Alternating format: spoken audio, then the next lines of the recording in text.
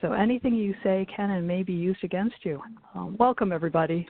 Welcome to today's webinar on supporting financial wellness with Oscar Jimenez, who is just an expert in this area. He's done a lot of work in this area. It is the second in the Professional Leadership Development Series that is being offered by the New York City Peer and Community Health Worker Workforce Consortium.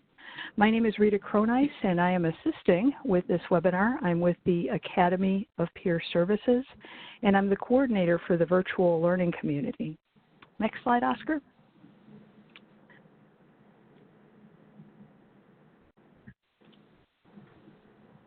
So this webinar is being brought to you by the Peer and Community Health Worker Workforce Consortium in collaboration with the Academy of Peer Services Virtual Learning Community and the New York State Office of Mental Health, Office of Consumer Affairs.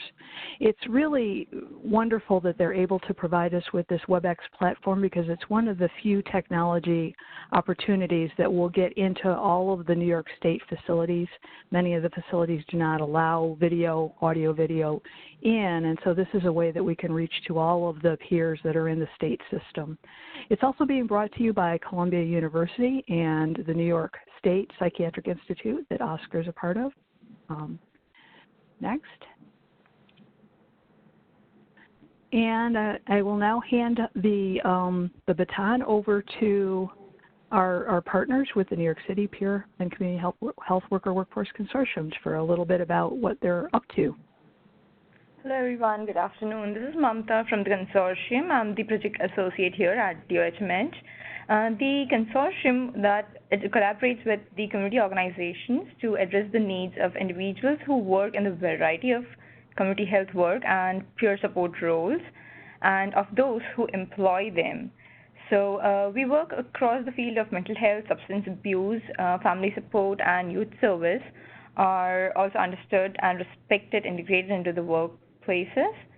Recently, we have launched a wonderful needs-based toolkit that is geared at the helping support organizations' integration of peer and community health workers into the workforce. So basically, it is a self-assessment that would help the organizations assess themselves, and the link is on the website, on the Jimenz website, and you can see it under the resource tab. And we will also be sending out the follow-up emails with the link in it. So, and here, as you can see, these are the members of our consortium: Luverne, Patrice, Aviva, and there's me. So hope you enjoy the webinar today. Thank you.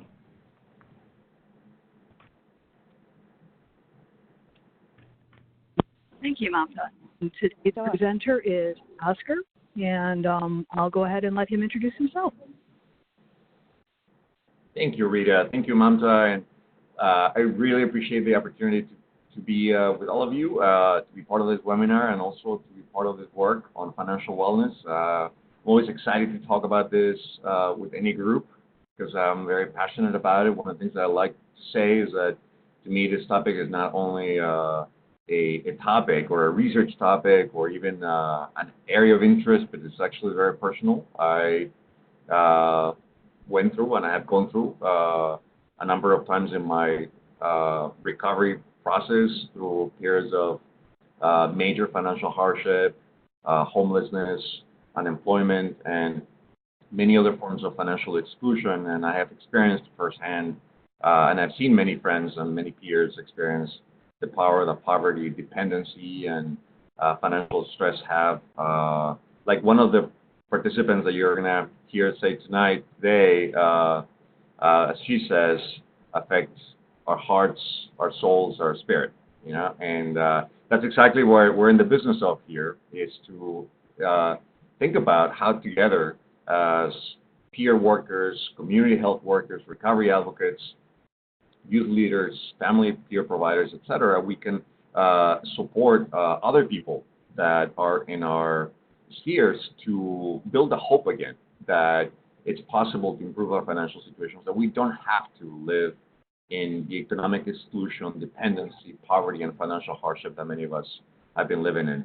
So I'm very pleased to be doing this with Rita and in partnership with the Academy of Peer Services. I am based at the Columbia Medical Center in New York City, where we have this psychiatric institute that is part of the OMH network, and where I work specifically at the Center for Cultural Competence that is also funded by the state of New York, or the Office of Mental Health, where the focus of our work is to develop best practices, evidence-based interventions to address disparities, one of them being around economic and cultural disparities, poverty being one of them. We actually have a number of people who are contributing to this webinar. Rita is going to comment on some of the people that you're going to be hearing from, in addition to Rita and myself during the webinar.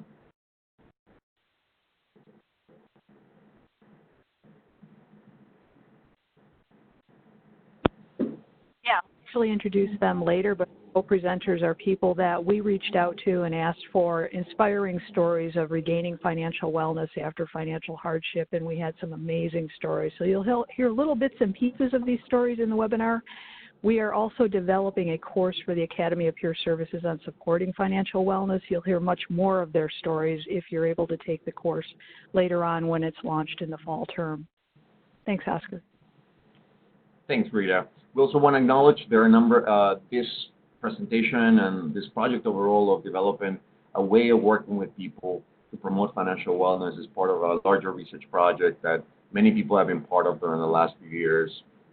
Here we mentioned some of the people from the New York State Psychiatric Institute, but I also want to acknowledge there are some other collaborators, both agencies and other individuals from the collaborative support programs like Crazy Sore Break, the Mental Health Peer Connection in Buffalo, New York, Maura Kelly and her team, as well as Baltic Street, the employment program at Baltic Street, and some other folks there, including Michael Nugent, Lori Vitt, and Taina Martinez, who through the years have been contributing much to this effort.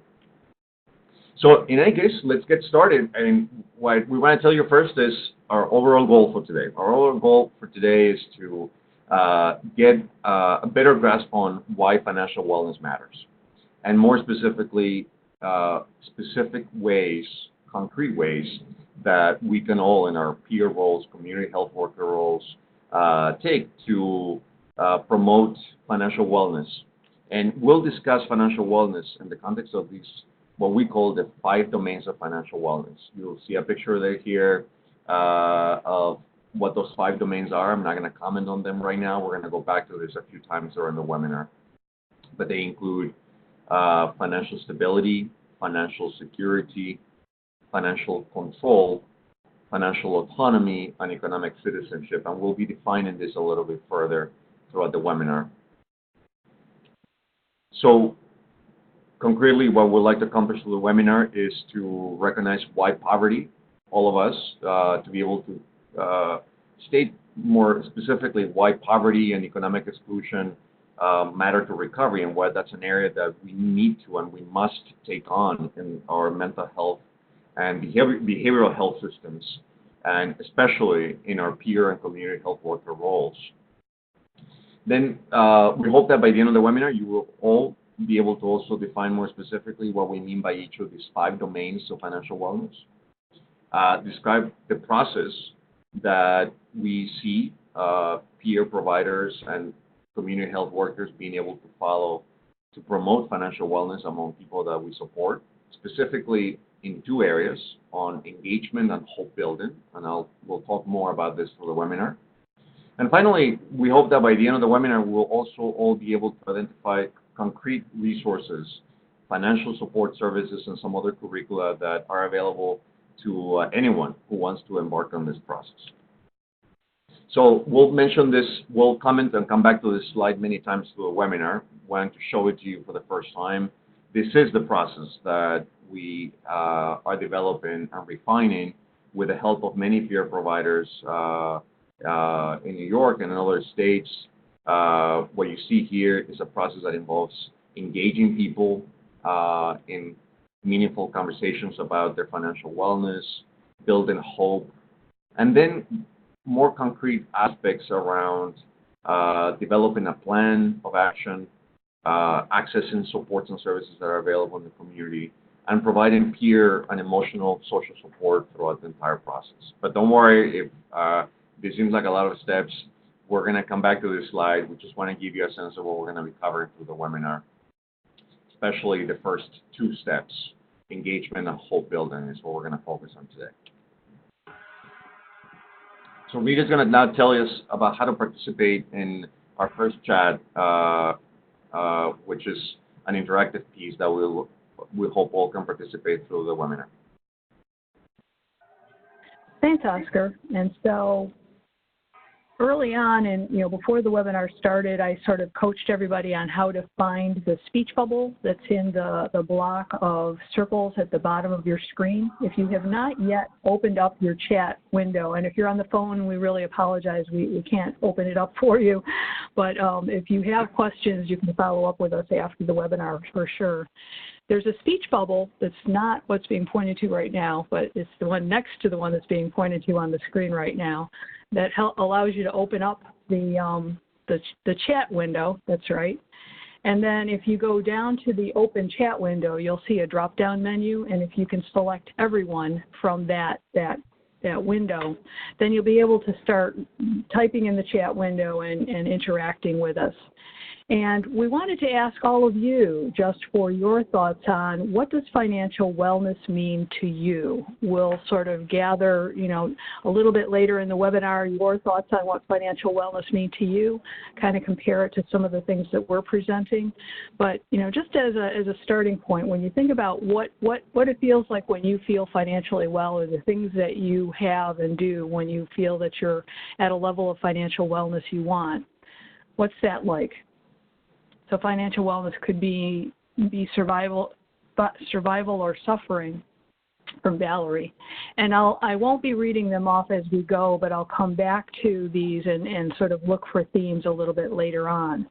So thank you for participating in our chat. And again, if you're on the phone, what you can do is send email to us at academy.virtual.community@gmail.com, and we can compile your responses at that point and also add it to the list of things that we send out after the webinar.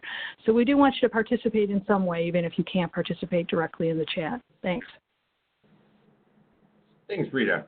So you all be wondering what we mean by financial wellness. We'll be hearing what you think first. Before we get started, or before we dive into the topic of financial wellness, I want to tell you about my favorite animals and also my favorite movie, because I think they have much to tell us about financial wellness and the purpose and the reason for all of this work.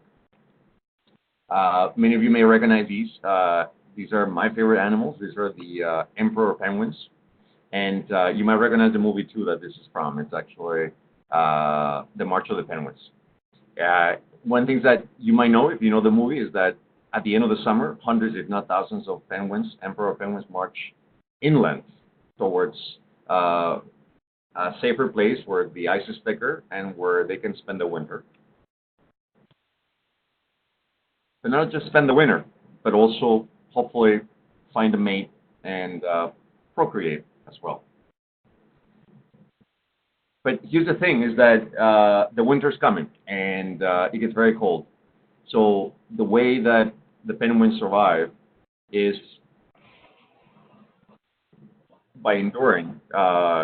In enduring one of the toughest winters is by coming together. And what they do actually is that they surround themselves, they huddle themselves in these circles, these concentric circles, one after another. And what's amazing is not only that they do that, but what comes next, which is that throughout the days and days on end, they switch places from the inside where it's warmer to the outside where it's actually colder, and back and vice versa.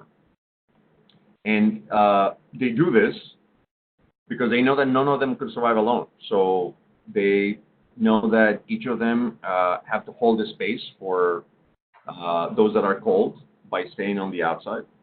And when the time comes and they start getting cold and weak, they also have to switch places and come back to the inside.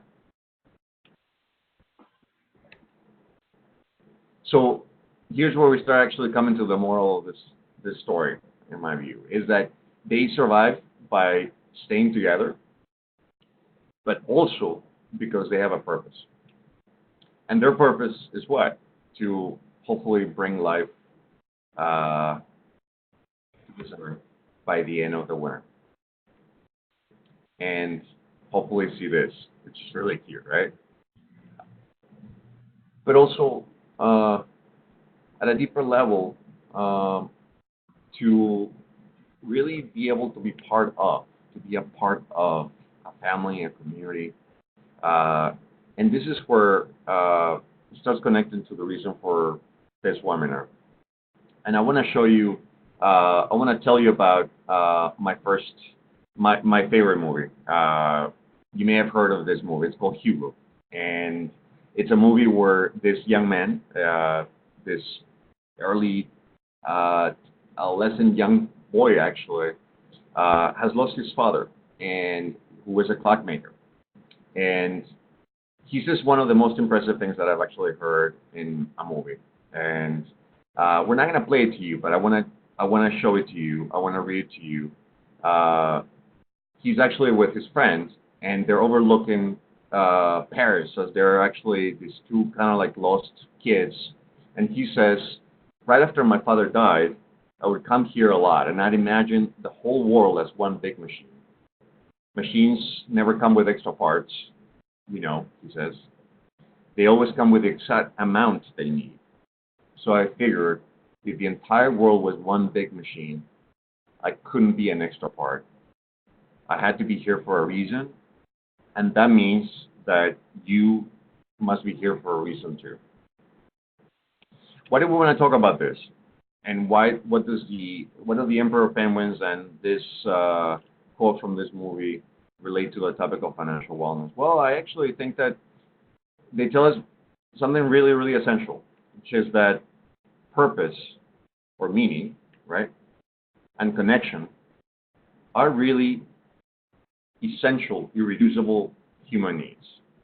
And what's more important is that in their absence, meaning in the absence of purpose and meaning and connection, right, without being a part of, without feeling like we have a reason to be here, without feeling like we actually are part of a machine that has a greater purpose, right, almost always there's suffering.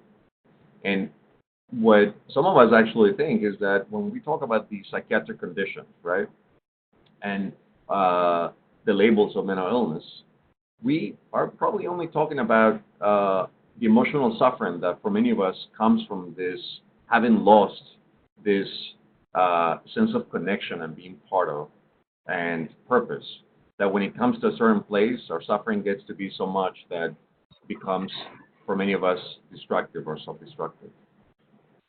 So that's just an easy way, basically, to say what we can actually say in a lot more complicated words from a research perspective. And this is actually one of the things that we wanted to show you and talk about, which is what do we know about the impact of economic exclusion and dependency, poverty, financial stress. And hopefully all of you can see this slide. This is a summary of what we know of the research in this area. We know, for example, that living in poverty, dependency, causes anxiety, depression, hopelessness. It's very difficult to achieve quality of life or to feel satisfied with one's life, right? And one of the most damaging ways that this affects, and we see this in the research too, is by causing many of us to feel ashamed of ourselves. And we know what shame does. Shame makes us feel isolated, alienates us from others, because we take it personally, and we start feeling like there must be something wrong with us. And that can lead to social isolation, to a feeling of low self-esteem, and a sense that this cannot be improved. And when hopelessness sets in, things get really, really hard. And now we have a perfect recipe for more psychiatric distress and more exclusion and disability. But we want to tell you this not only through the research.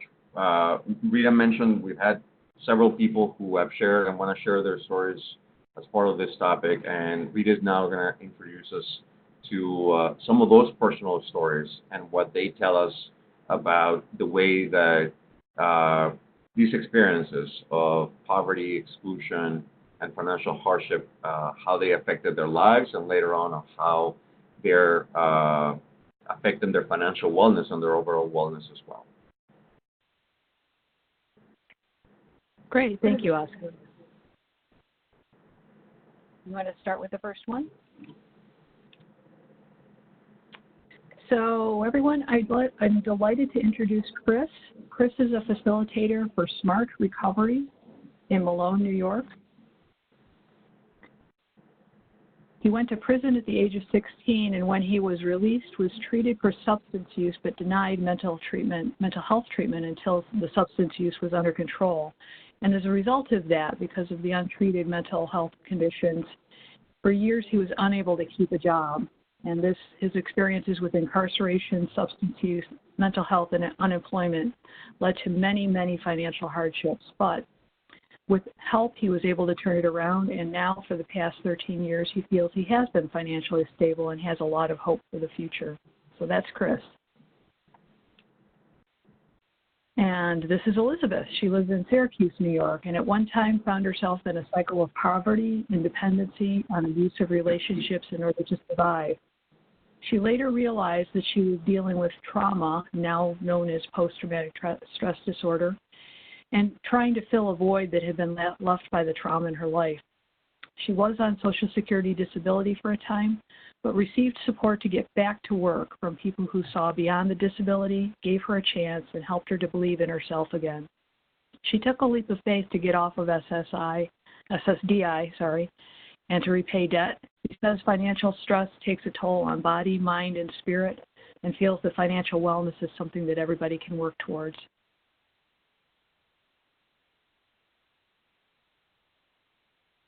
This is Erin. Erin lives in Shortsville, New York, and that's between Rochester and Syracuse, for those of you who don't know upstate well. That's in the Finger Lakes region of upstate New York. Erin was a single mom when she struggled with mental health and substance use challenges. She could not qualify for benefits because her daughter's father was murdered and had never worked on the books. So at one point, she was evicted from her apartment, but finally got into treatment, and she later found community resources that helped her to return to college. She recently completed her bachelor's degree and is now working again. She's happy to be able to give back some of what she received along the way. And next is Greg. Greg is a peer specialist at Hutchings Psychiatric Center in Syracuse, New York. After starting a t-shirt business that was robbed multiple times, he went out of business and found himself in despair and unable to work for a long period of time. Eventually, after going to the gym at the psych center, he was approached about becoming a peer specialist there, which has been a stable job. He's still following his entrepreneurial spirit and has started up his t-shirt business again. And this is Kristin. She lives in Bath, which also is in the Finger Lakes region of New York. She had a career, good income, and benefits before her life was disrupted by mental health issues in 2003. In order to qualify for insurance, she had to spend down her entire retirement and then live on a fraction of her former income. In her story, she talks about the services, supports, and strategies that restored her to financial wellness. She is now employed and is 5 courses away from completing her master's degree. And this is Luverne. Luverne is the director of the New York City Peer and Community Health Worker Workforce Consortium. She's the past director of Howie the Harp Peer Advocacy Center, and she worked for Policy Research Associates for the Samsa Gain Center at one point. In her story, she speaks about a time after graduate school when she was out of work for an extended period following a psychiatric hospitalization, and her student loans and credit cards went into default. She was able to have the decision reversed so she could pay back her debt, restore her credit, and even put her youngest brother through college. And another of our New York City Peer and Community Health Worker Workforce Consortium partners is Patrice. Patrice is an associate. In her story, she speaks about a time in her life when she had finished school, but the economy was so bad that she just could not find work. After years of unemployment and underemployment, she had a breakdown and found herself on public assistance, Medicaid, and welfare. And she speaks about what it took to come back from that and to regain her financial wellness. The next of our folks is Lois. And Lois is not in my list. Oh no, hang on. I've got it. Hang on. I just have to scroll. Sorry.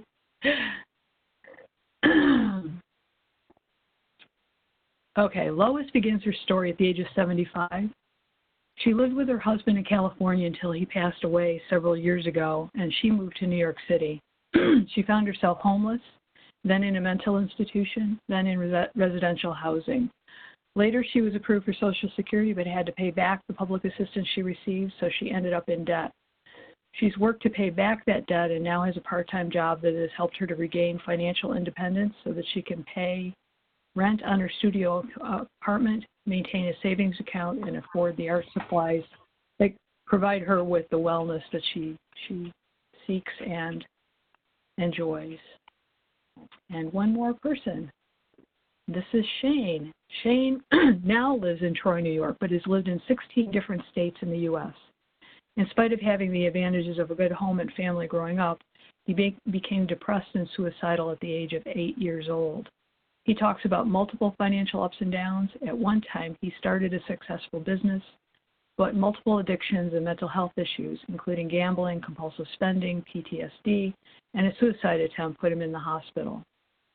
A bright spot was after he was finally discharged and had no place to go, a person who trusted him enough to give him the responsibility for her rental properties.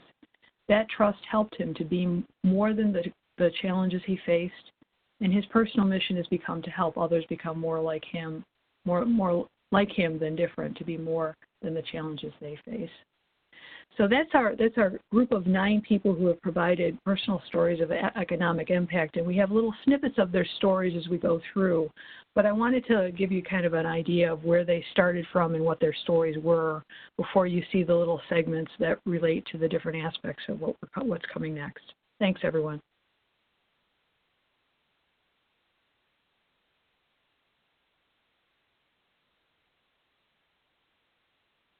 So now we're gonna present a short video.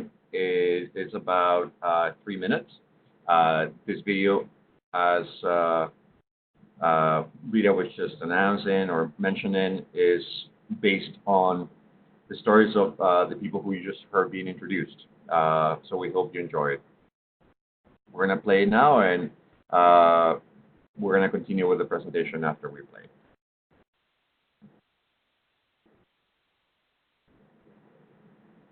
So when I went into the hospital, I felt really inadequate. And when I got out,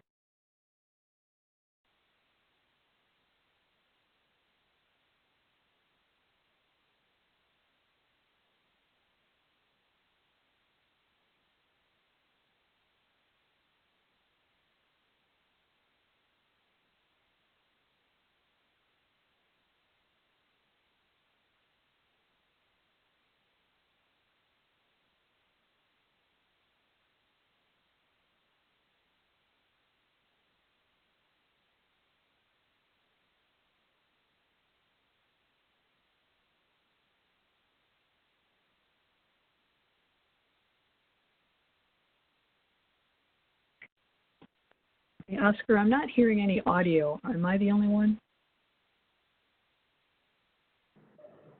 I'm sorry. I think Oscar just needs to unmute. There you go, Oscar. Were very hopeless for me, and it was very painful to see the kids that I went to school with going off to college, being very successful, while I was stuck basically in a not so good lifestyle. As far as also looking to the future, I didn't feel as confident that maybe I would be able to do things that I had always done. As far as how did it affect my recovery, I was always anxious and nervous. You know, when you have a defaulted student loan or anything like that on your credit report, it really is a source of a lot of shame, you know, and so you don't apply for credit cards knowing that, you know, it's going to come up negative. It really impacted my recovery. because it impacted the dreams and goals that I had. I really did want to believe in home ownership. Is something that was real important to me and other members of my family. I wanted to work, which I think work is an important part of recovery. And most importantly, it really impacted on my financial independence. Well, I got here and I had enough to get here, but I didn't have a rent an apartment or a place to stay. So I was homeless for a while, scared, lonely. And it was in the middle of the winter, I was cold. I actually managed to finish school, but was met by essentially a not so welcoming economy, if you will. And that led to years of unemployment and underemployment. This made me feel very sinful and very overwhelmed by all the things I had going on, both personally and professionally, and led to me not being able to really focus on work. It made it that much more difficult. In 1990, I had a t-shirt business that I started from the ground up. It was broken into 3 times. The insurance company canceled. And at that point, I had my first decompensation and realized that I had a mental illness. When I would get out of the hospital, there was a lot of self-medication going on because alcohol and drugs was the only thing that took the bad feelings away, took the depression away. One of the times that I had made an attempt to take my life, I ended up losing the apartment that I was in. So while I was in the hospital, I was also homeless. It's very important to understand that when someone is going through great financial stress, it's taking a toll on the human body. It's taking a toll on the mind, and it's taking a toll on your heart, your spirit.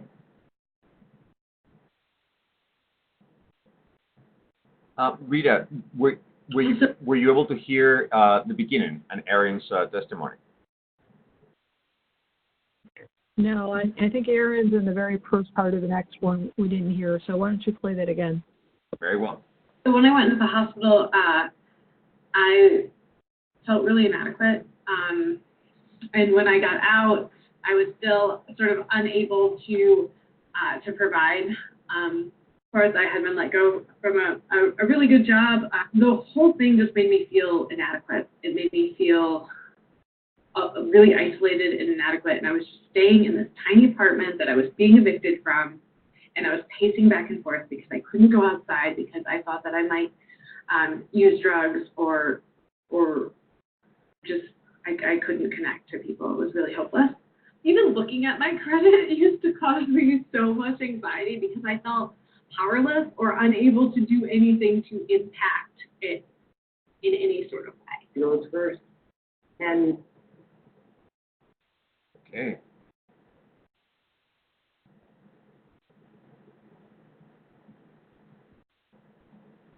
So we'll continue with the presentation part of it. Hopefully, one of the reasons why I wanted to show you this clips is because I wanted you to hear directly from some of the people who are sharing their personal stories. And as you probably have heard, what we see in their stories is that they speak very clearly about some of these, the impact that poverty, dependency, economic exclusion has in our lives that the research talks about. Nothing more powerful than hearing it directly from our personal stories. The other reason I wanted to talk about this is because in really thinking about exactly or more specifically what peer workers and community health workers in general can actually do to make a change in this process is really to also think about from what perspective or what is the approach that we're going to take. And also what is the approach that we should not be taking, which is really, really important. And one of the things that we want to call your attention around is what we fear has actually happened to some extent in our mental health system, our behavioral health system, which is what we call, and other people have called, the psychiatrization of poverty. What do we mean by that? When I show you a picture to represent in part what we are talking about, over 100 years ago, Picasso painted this, and the title of this painting is The Head of the Medical Student. And if you can see the slide, you'll see that the medical student, the person in the picture has one eye covered, right? And which is what we think he was trying to represent, that part of the training in the medical profession, and like it is in many other professions, not just the medical profession, really what it requires is that the person going through the training starts seeing the world just from that one eye, from the eye of the profession that we are actually trained to perform. And part of what we think has happened is that we have medicalized something that is really a social condition, which is poverty and financial struggle, right? And what we ask ourselves is, are worry, fear, anxiety, frustration, anger, feelings of shame, feeling isolated or becoming isolated, right? Or sadness, extreme sadness and hopelessness, even more, feelings or thoughts of suicide or hurting ourselves. Are these necessarily symptoms of mental illness, or are they sometimes relatively natural human responses to poverty, financial stress, financial insecurity, right? We would say, some of us would say that much of what we see in people, much of the struggle that we see in people receiving mental health and behavioral health services is not part of a mental illness, quote unquote, but it's actually part of the social conditions that we are living in. And part of the consequences, the poverty and the dependency that are consequences of being in the system. Another area that we also want to be cautious about is that also we see as part of this psychiatrization or medicalization of poverty and financial exclusion is this focus on lack of capacity and lack of cognitive abilities that part of the system seems to be really worried about, right?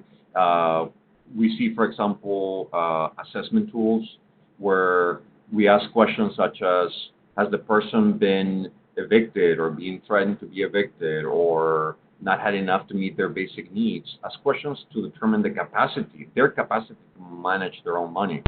And what we wonder is, are these really symptoms of lack of capacity, or are they just symptoms of lack of money, right? If you put me in that spot, right, and you put many of us, if not most of us, in very difficult spots of having to depend on very little, right?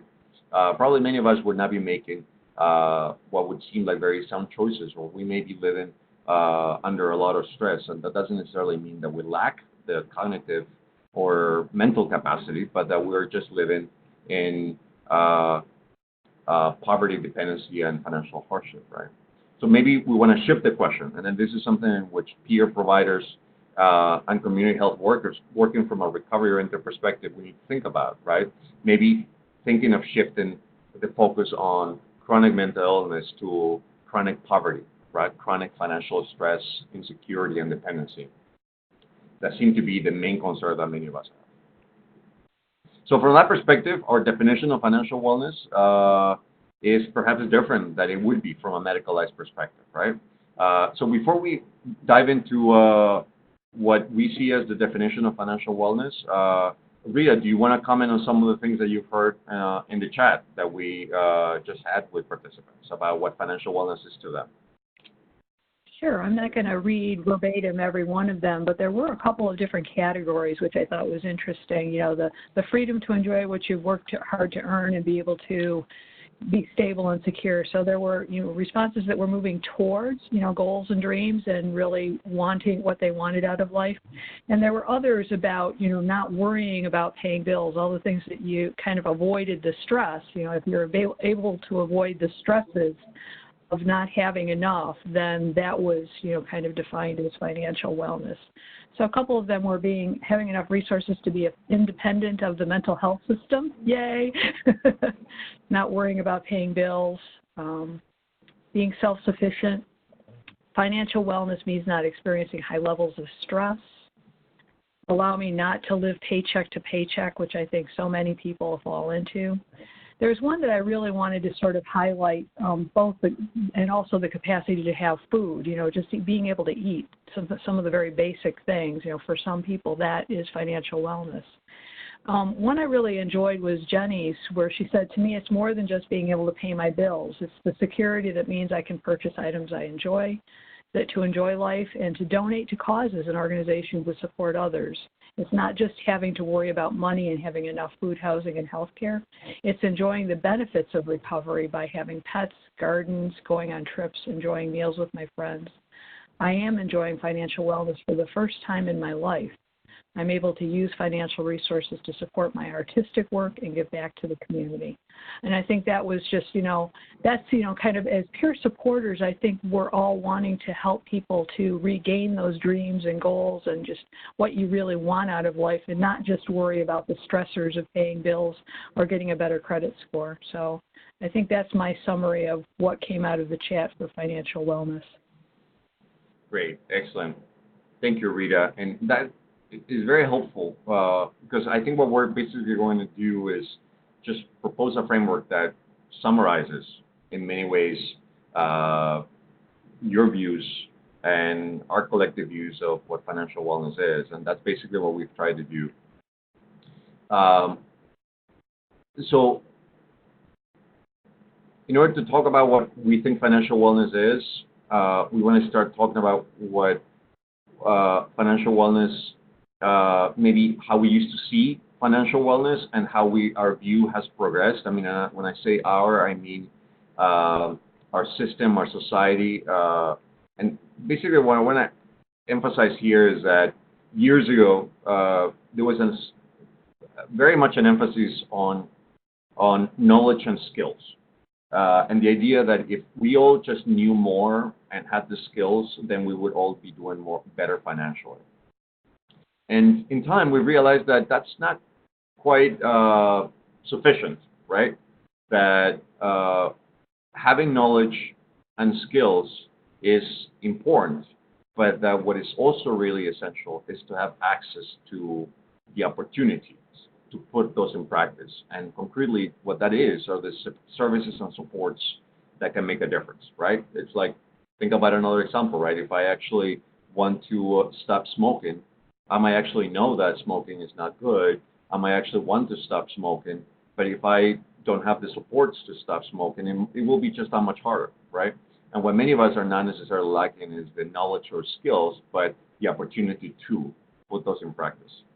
And that is actually the emphasis on capability, the emphasis on what we call having the capability to actualize, to realize, to make it real, the things that are our goals and our dreams. And that brings us actually to this even broader definition, which is the well-being, financial wellness, we define as a well-being that results from having, being able to put in practice those financial capabilities. And the way that we summarize it is in this diagram, right? Is in 5 areas or 5 domains of financial wellness. First one that I'll comment on is financial stability. And some of the comments that Rita just read or summarized, many of you talked about very concretely about the ability to make ends meet, right? Which affects how stable I feel financially on a day-to-day basis, on a month-to-month basis, right? But then the other domain, which is the one here on the left side, on the this violet circle, is financial security, which is really much more long-term, right? It's not only being worried about today, but also the security about tomorrow, right? Having some savings, having an emergency fund, right? Having certain assets or things to fall back into, right? That can actually help us weather financial crises. Then there are 2 other domains that you also talked about that are really important, which is having the financial control, we call it, right? And what we mean by that is being able to participate in the financial decisions in our lives, right? not just simply being a backseat passenger, but actually being at the front, right? Taking part of the decisions, the financial decisions in our lives. And what that involves for many of us is becoming our own representative payees, right? Deciding maybe with our partners, with our family members, or whoever is in our lives, together, what we want our lives to be. The other domain is financial autonomy, which really has to do with the independence from public benefits, right? And many of us have to depend for a period of time, and there's nothing wrong with dependent and receiving public benefits of different sort, but what we've heard and what we hear is that for many of us, this is not where we want to be. So that might involve what financial wellness is for some of us. And then finally, there's what we call economic citizenship, which is this much broader and a little bit more abstract. And some of you started talking about that, right? Being able to donate to causes that we believe in, being able to give back to the society and the communities that we're part of, right? Being a full citizen, right, with rights and responsibilities. So that is, in some our definition. We'll come back to this a couple more times, but to better illustrate what we mean by this, we want to show you video clips from some of our co-presenters that we heard from before.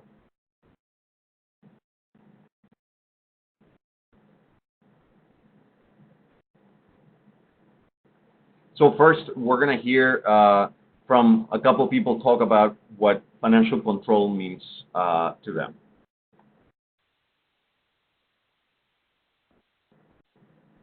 The organization that represented me became my rep payee, and after I moved out of the apartment program, my cousin became my pet rep payee for about 6 months. Finally, my psychiatrist and SSI all gave the approval for me to be my own payee. And for the last 13 years, I feel like I've been financially stable. One of the poignant times in my life is when I took over as the payee of my fund. I was able to make my own choices. I was able to do my own choices for food. I was able to do my own choices for recreation. So it certainly was a big difference in my life, was to take ownership of being my own payee. It gave me some pride, gave me some confidence, and it certainly moved me into a different direction when it came to my financial stability. So those are testimonies about financial control. Again, we hear people talk about being able to participate in their own financial decisions. And for some of us, what that might mean is being our own representative payees. Now we're going to hear some bits about what financial stability means to some of our co-presenters and how they've actually gotten there. The thing is that when you have financial stability, when you have financial wellness, it gives you the opportunity to make mistakes without devastating consequences. And that's really important for somebody who's dealing with mental health, like myself, because the devastation is there already. I gave you a long list of what it is that I deal with. That's devastating enough. Imagine having the consequences of financial instability or financial imwellness on top of it. And instead of taking the money out and trying to spend it before people could get the money I owed them, I actually paid them. I paid off judgments against me. And my bill full time for sometimes 200 times. Well, actually, I put my SSD in the bank, and my work money I keep out.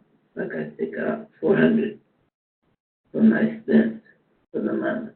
Because I only spend no more than $20 a day. And I would recommend to anyone, whether you have a physical or mental illness, make sure you don't get into debt. It's very hard, or actually, I should say, it's very easy to get into debt when you have medical bills or you're working to pay expenses that your income may not cover. Getting employed, that gave me sufficient income to begin to dream about independence, owning a home, or being able to rent an apartment or travel and do all the things that the chronically normal want to do. Those are things that bring us joy and happiness. For the last 13 I feel like I've been financially stable. I've been able to pay my bills on time and have hope for the future, which is what I didn't have when I was released from prison. Great. So hopefully you've heard a little bit more about what this means to others, right? And I just wanted to highlight one of the things that we hear a lot when we ask this question about financial stability is how important it is for all of us to be responsible and to pay our bills on time. This is something that we all want, right? And when we can't do it, it's often because we can't, or we don't do it is because we can't, right? So we hear about that piece of being able to meet our basic needs. With our Lois, for example, talking about some basic things, right? Being able to pay bills. We heard other people talk about having an apartment, meeting our basic needs, and also paying our debts, right? That create a lot of stress, and how that actually improves our sense of hope in the future. So that's in a little bit, in a sense, the definition that we are proposing about financial stability that you can keep in mind when you're supporting other people. So we're going to continue, and then we're going to hear bits about financial security. I was able to get myself a secured credit card, which is basically a savings account attached to a card, and it will report to all 3 credit bureaus to establish healthy credit behavior.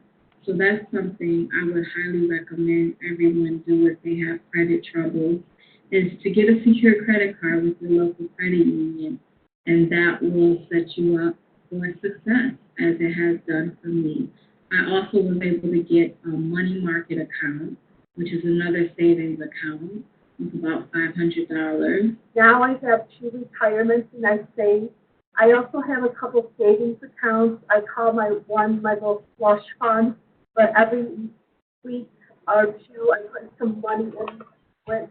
So then I can use it for things that I might want, like a sharing cup or any needs I might have. I also have 2 pets, so I have to make sure I budget and allow for expenses for those pets. As far as building assets, I have been able to, with my one retirement, buy some stocks. So I've really overcome some obstacles that I had when I had gotten sick, but having the savings is really, really important.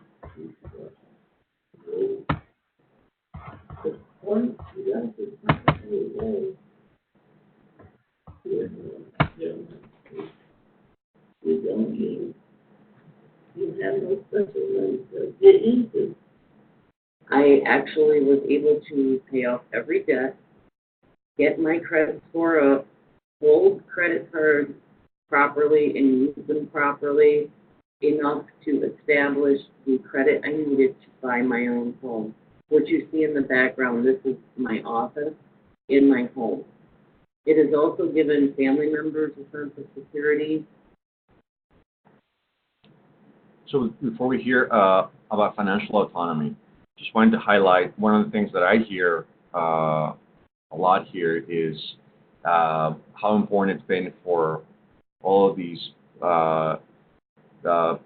people sharing their stories to be able to have some credit or build some credit that can give us the peace of mind to be able to actually have something to rely on, or to be able to make bigger purchases for which we need some help, right?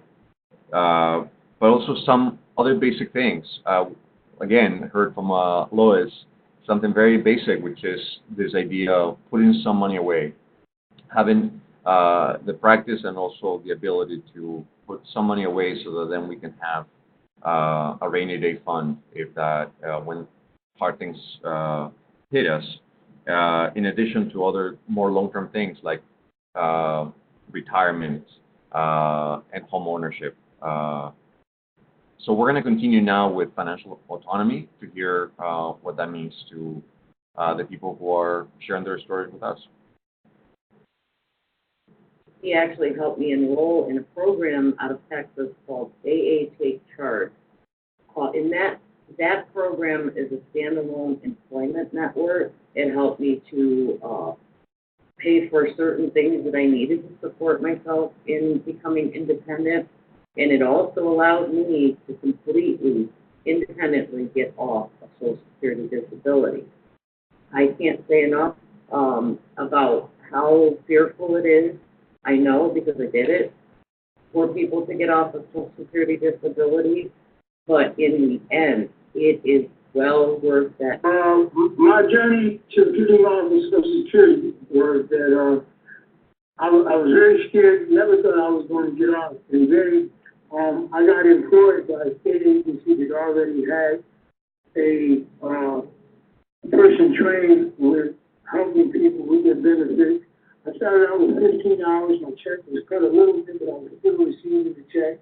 And I went to 30, and my hours got cut a little bit more. And it was a slow, gradual process. And I also was informed of the incentives that I kept my Medicaid buy-in, and also that if this doesn't work out in a year, I immediately cut back on SSI. If it doesn't work out in 2 years, it may take 90 days for me to get back on, but I definitely get back on. And I have a total of 5 years before they totally discontinue. So anywhere from today to 5 years, from the time I went full time, I can get back on SSI. So it's not the big risk of like if I get off of SSI today and I get fired in 6 months, I'm ruined and I have nothing. And I have somebody that walks me through that whole process.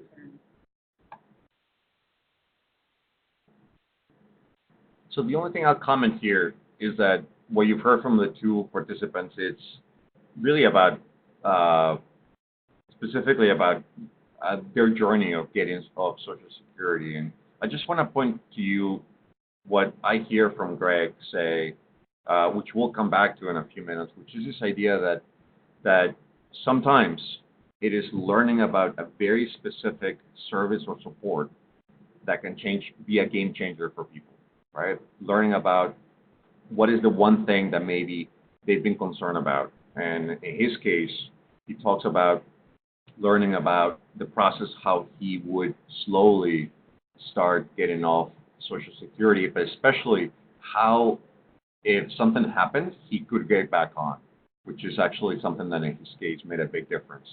So we just want to highlight it as what you hear in the stories.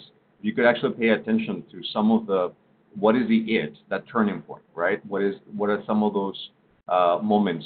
Because those are the moments that we want to look for when we're supporting other people, to see what connects with them, their main concern, their main worry, and what do we know or what supports do we know about that could address that very concern, because that is the moment of engagement and hope building for people. So we're going to continue now, finish up this section by listening to this fifth domain of financial wellness, which we call economic citizenship.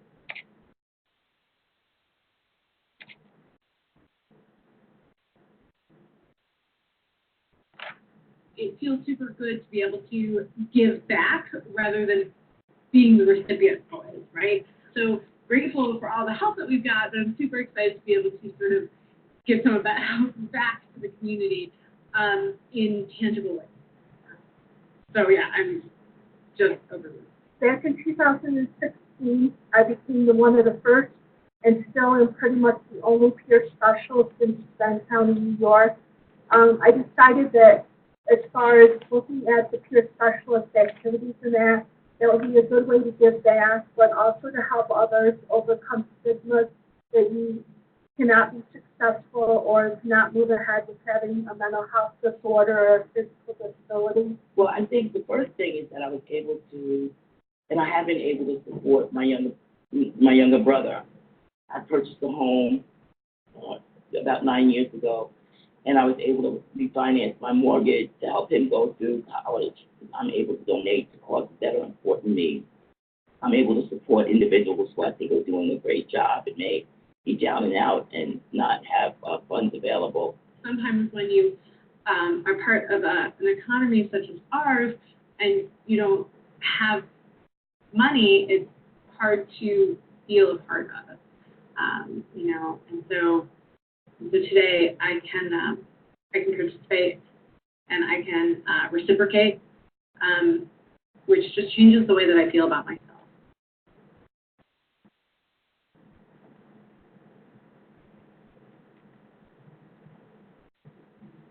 Okay, so we'll continue. It looks like from the comments on the chat that now that we have been online with everyone, the sound has not been as good as we thought it would be. So we apologize for that. Sounds like it's been hard for some of you to follow the stories. What I'll comment on the last section, which is economic citizenship, is what we heard from some of the people sharing their stories is how important it's been for them, like for Laverne, for example, to be able to support someone in her family, go through college.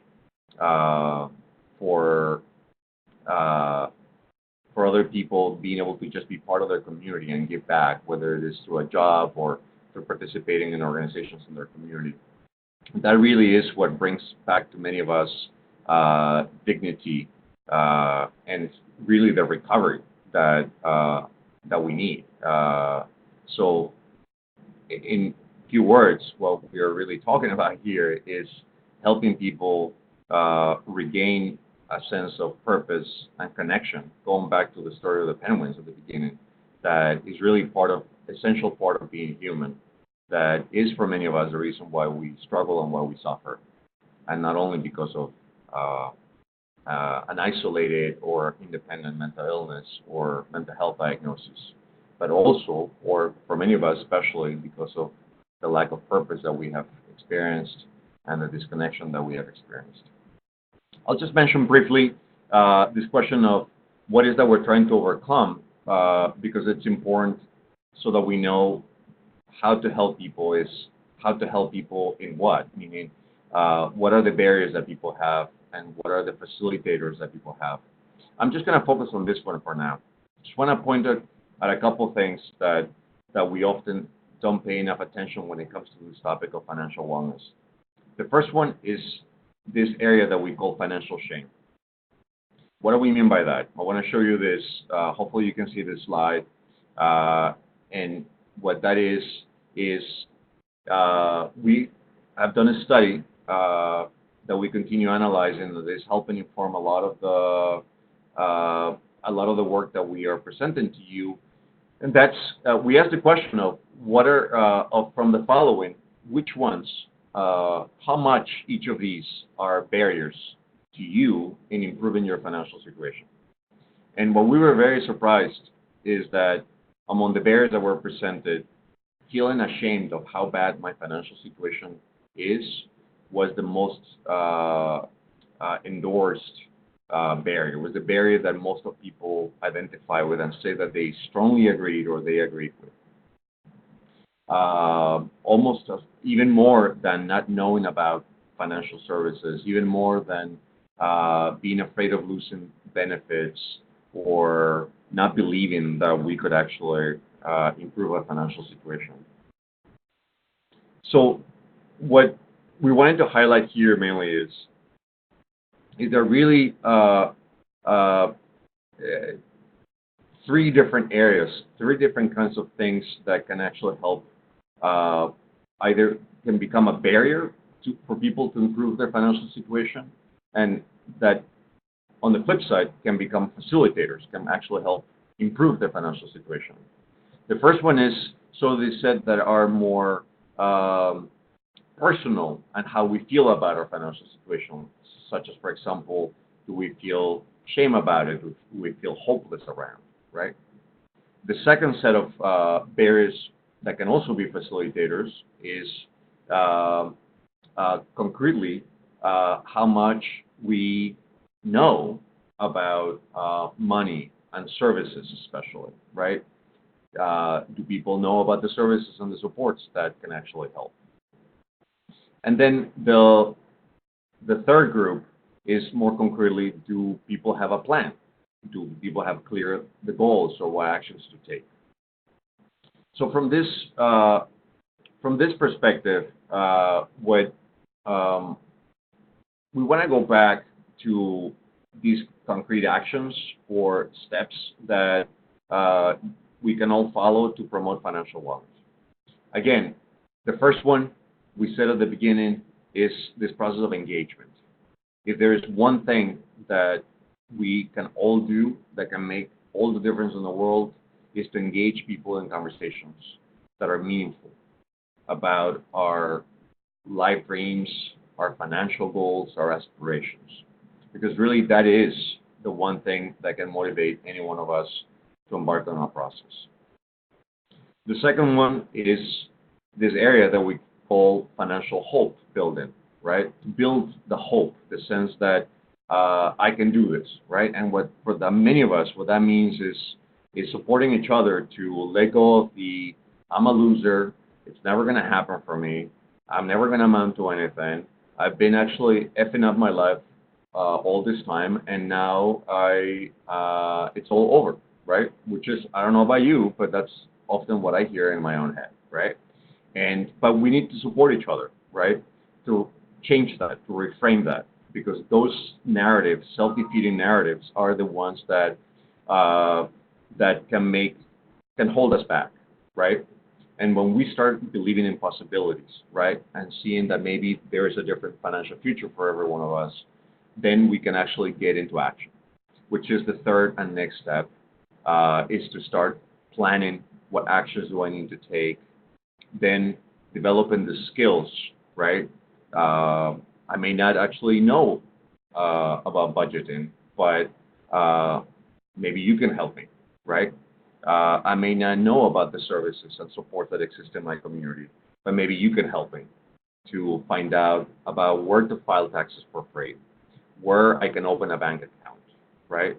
Where or who can help me maybe open an ABLE account, an Achieving a Better Life Experience account. How could I benefit from a past plan to help build some savings and not affect my Social Security? And then the sixth, but really through the entire process, is providing emotional support and peer support to anyone involved in the process. So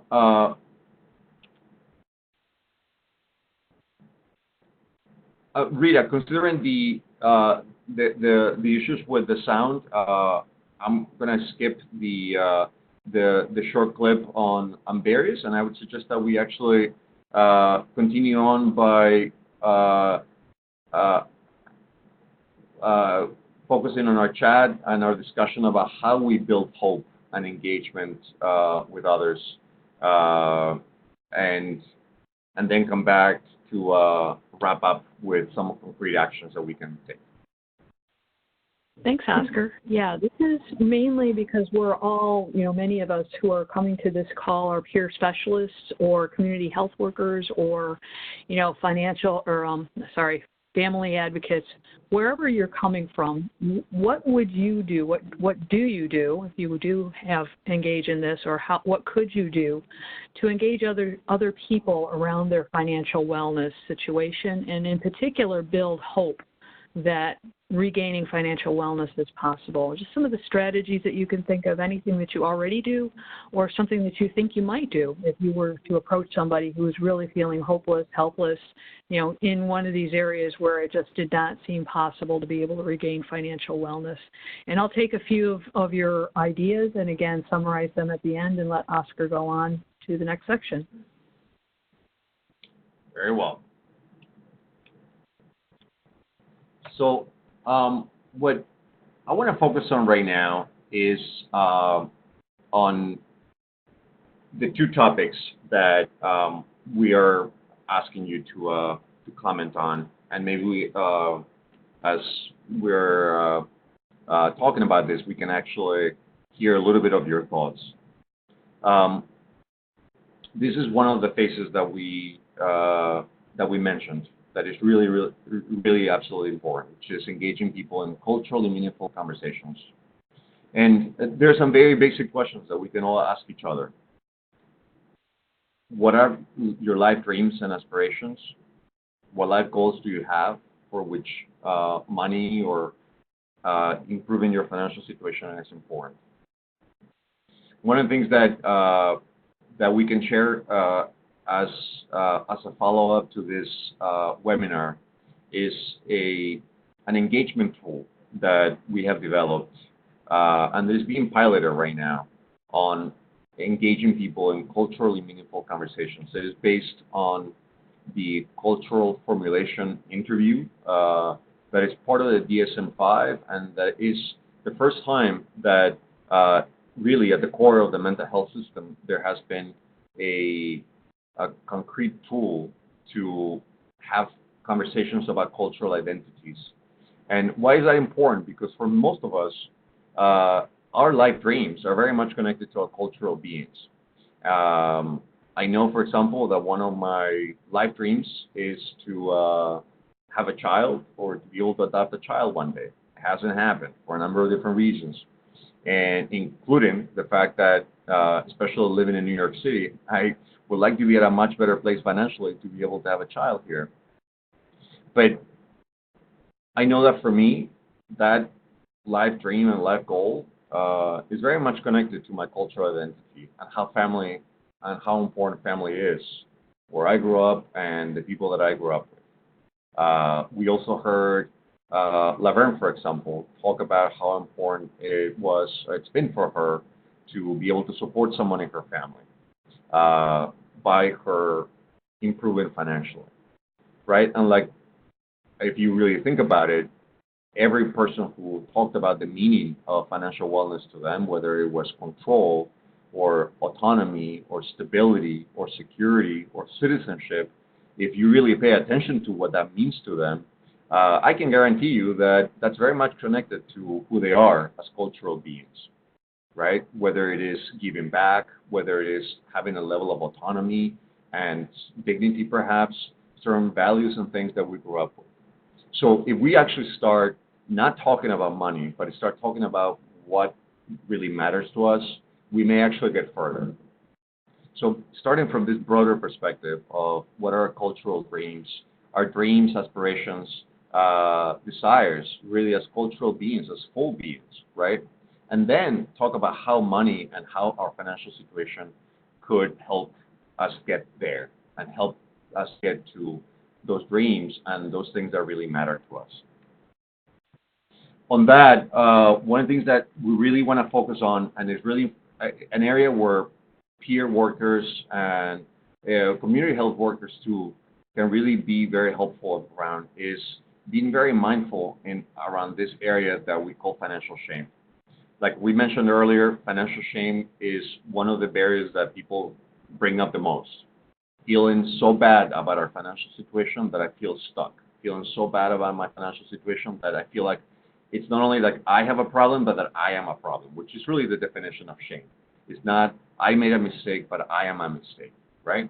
And the reason, this is not big news, unfortunately. We know from the research that the experience of shame, feeling really bad about ourselves, right, is a very common experience throughout the world about living in poverty and living in exclusion. And one of the main reasons why that is so detrimental is because in our society, right, in our country, for instance, experiencing financial hardship, it's not just a thing. It often means in our society that it's a personal failure, that somehow we have failed as people, right? And what that causes really is a feeling of shame. And that's why it's so important, right? It's so important that that we support each other, right? And that we be very careful when we have these conversations and when we provide support to people to access support services, have conversations, right? Or even learn together about financial resources, that we do it in a way that is very conscious of the shame that people can actually feel, or the judgment, or the blaming, right? Because shame, just like in recovery addiction, can be isolated, and instead of motivating people to change, actually can be paralyzing and provoking action. So we're not going to have time to show you this, but we want to comment. This work is inspired on Brené Brown's work, where the main idea here is that if people are experiencing shame, right, what we need the most is empathy, right? And that is one area where peer providers can be really unique at. is we can provide each other with the empathy of knowing that I have been poor too. I have been in financial struggle too. Maybe there was a time when I could not pay my debts too. Maybe there was a time when I even did something that was not really kosher financially, right? But that I understand it, right? And I may not be able to make it all better for you, but I'm very glad you told me. And maybe together we can support each other to do this. And where we can actually avoid blaming and shaming, right? We already have enough programs and policies out there, starting from Social Security, some of the things that are supposed to benefit us, right? That really have this implicit message that you are the person to blame or that I am the person to blame, right? That the reason why I struggle is because I'm not doing it right. And if I just did it right, then I wouldn't be struggling, right? So we really need to be supportive of each other to make sure that we keep in mind and remember that, hey, we're all doing our best at every given moment, right? And that if someone has gotten themselves into a hole, right, it is no place for us to judge or for any one of us to judge and blame them for whatever struggle they're in the middle of. But that instead, right, our support is to also recover from that financial shame. And the reason for that in peer work and the work directly with people is so important is because of this thing that Brené Brown says that we consider so important, which is that shame can only rise to a certain level before people disengage. The last thing that we want to talk about is, and we'll continue for 3 more minutes and then open it up to discussions, is in hope building, right? Hope is indispensable. And Rita, maybe you can comment on, maybe this might be a good time to comment on what people actually may have said around hope building. Sure, I'm just scrolling through right now again. I saw a couple of really good ones in the first round.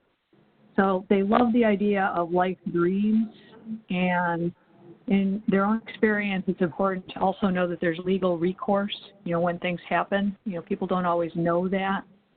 I love this one. This is the one that I really love, leaving an inheritance for the children's children. So being able to be to have that dream of being able to leave an inheritance not only to my children, but to my children's children, that seemed really powerful to me. And then providing resources and things.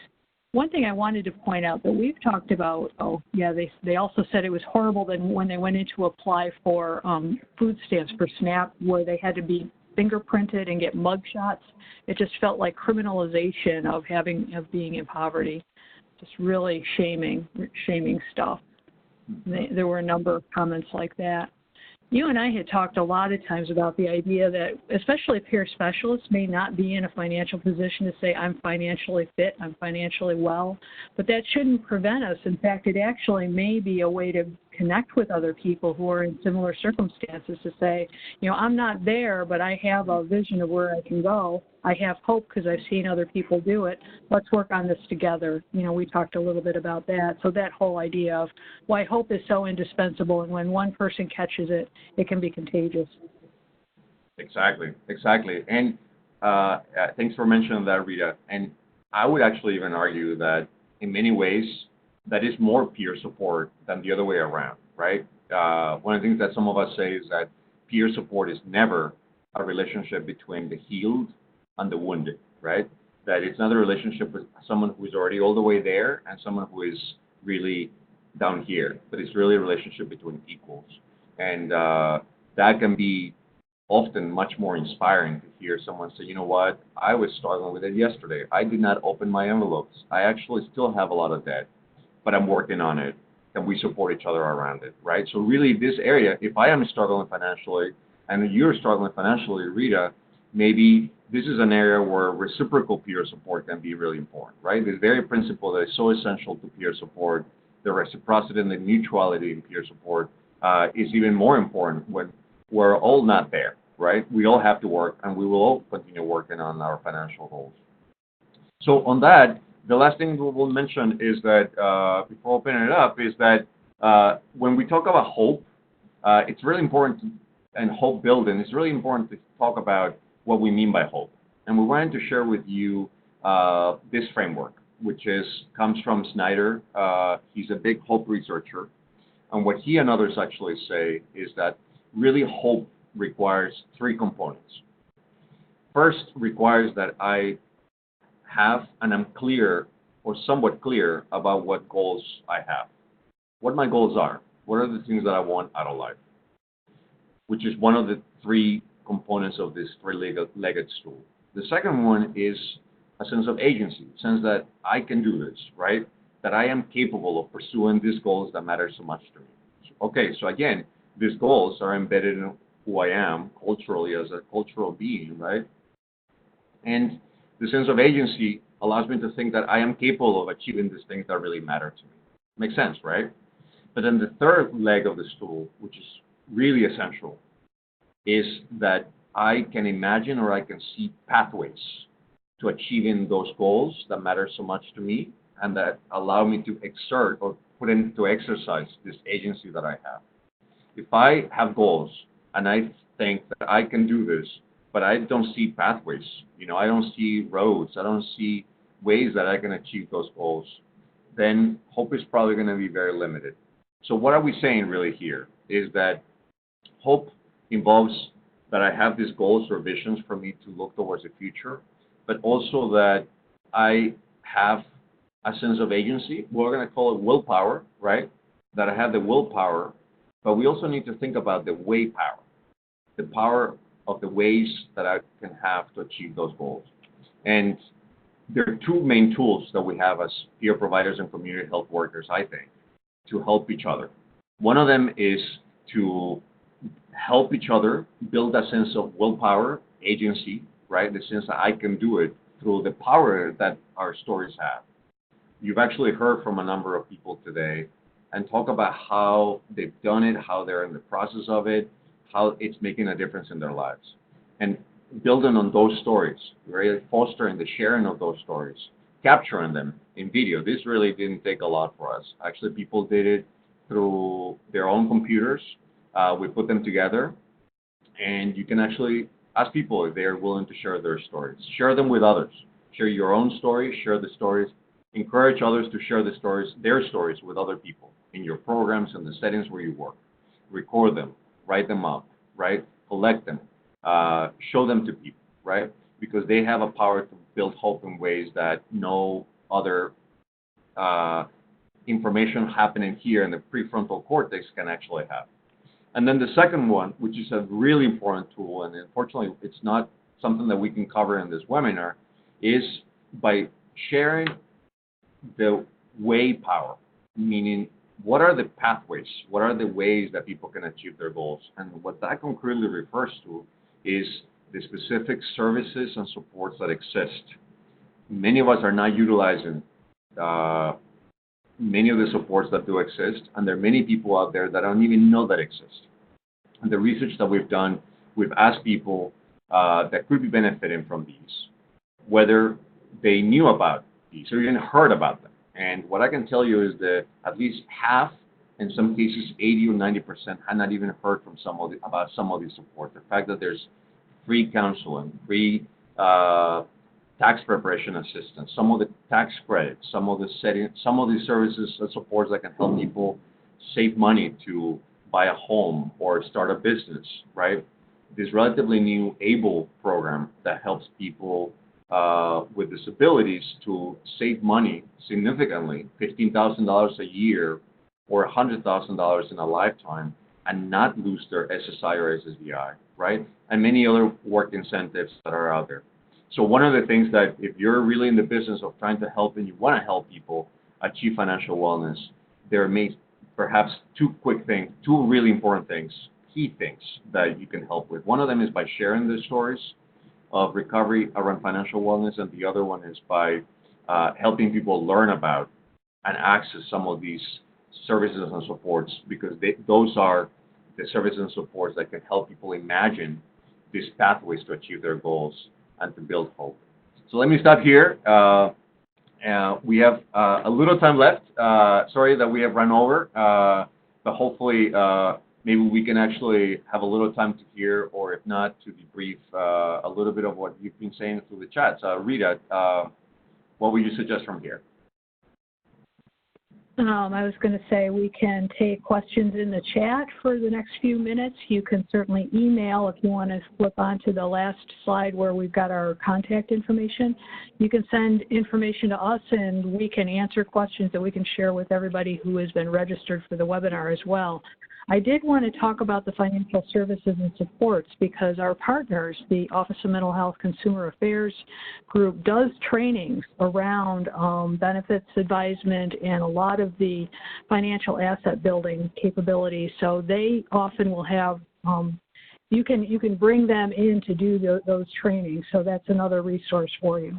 And actually, there's a lot of resources available, but they do a great job with the training.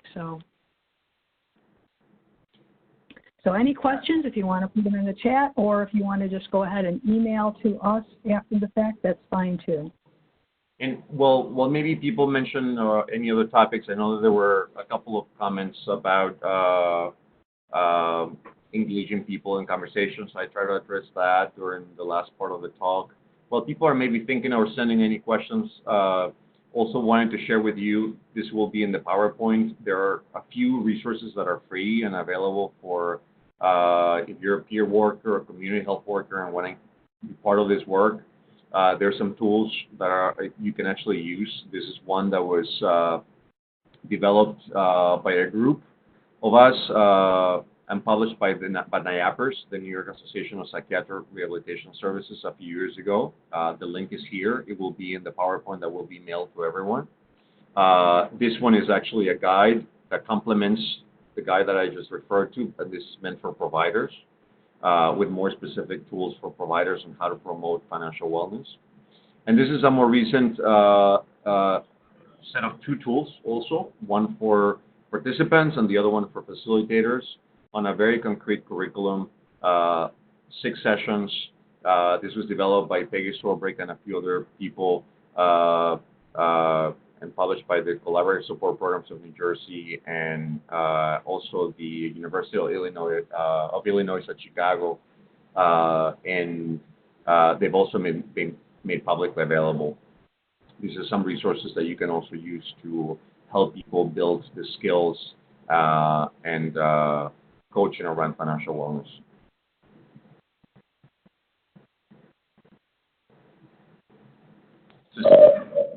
Oscar. Sure. Oscar, I have a question. Do you want to unmute the user so they can answer the question or no? No. Okay. Yeah, looks like we're not going to be able to do that right now. There was a question as to whether or not the PowerPoint will be available by email. The answer is yes, right, Rita? Yes, we'll send that out to the list of people that registered for the webinar. There was one person who asked about the ABLE program. Okay. Well, I could say very briefly. Unfortunately, again, we're not able to cover in detail here, but the ABLE program is Achieving a Better Life Experience. And what I'll just do very quickly is I want to show you. You can actually go if you there is a website. Here for the Achieving a Better Life Experience New York. So just Google it, right? It's called NY ABLE program, right? And if you click here, it will take you to the website. It will tell you about the benefits and eligibility, right? One of the things that you'll see here is that it's a program for people with disabilities, right?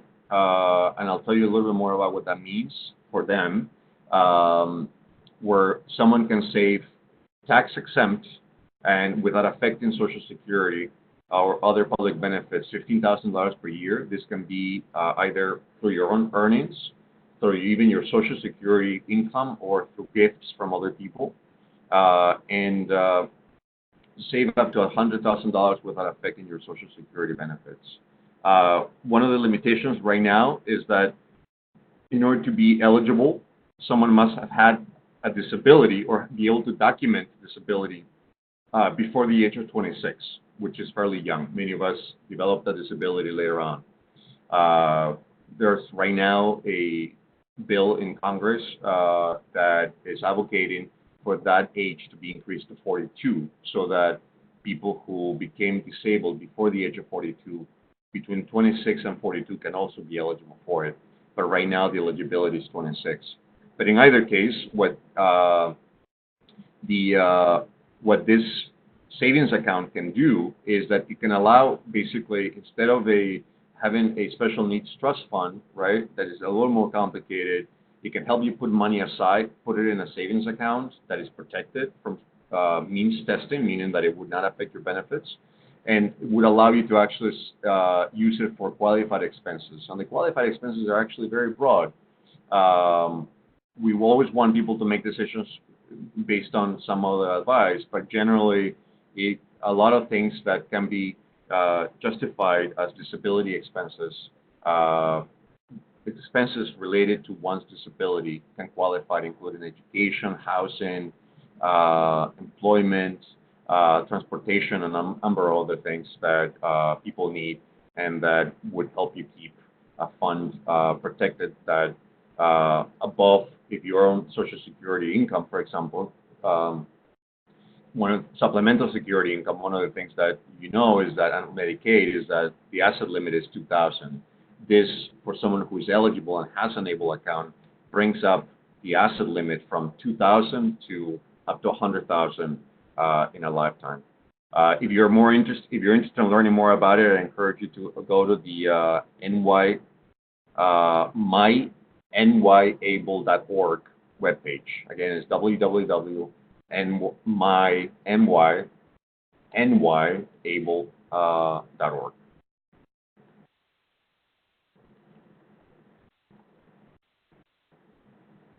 Okay, well, I think we're at the end of the webinar. Again, Oscar, if you have a chance to put up our contact information so people can snag that before they leave, that would be great. We encourage you, if you have other questions, to reach out to us. We're happy to answer them, and if there are questions that we believe everybody else would benefit from answers to, we'll be sure to include them in a follow-up, which will be a follow-up that includes some resources, that includes some of the things that we have in the webinar itself. And as I promised, I will work towards getting the videos themselves in a shape that we can drop them into the actual recording of the webinar, so they'll be a little bit more, you'll be able to hear them a little bit better. Great. Yeah, no, it could also be or maybe shared through a Google Drive or a shared drive of some sort. Yeah, what I'd like to do, either you or I can do it, Oscar, is to close caption the videos first, so that they're, people can see what people are saying, and then out of the closed captioning we can pull a transcript. Sounds great. Well, thank you, everyone. Thank you, everyone. I really appreciate the opportunity to be with all of you. Thank you, Rita, for helping facilitate this, and also to the New York City Peer and Community Health Workforce Consortium on OMH for all their support. Thank you for attending, and we look forward to following up. Please do not hesitate to contact us by email if you need any of the resources that we mentioned, or if you have any other questions. Look forward to the next time. Thank you. Have a good day.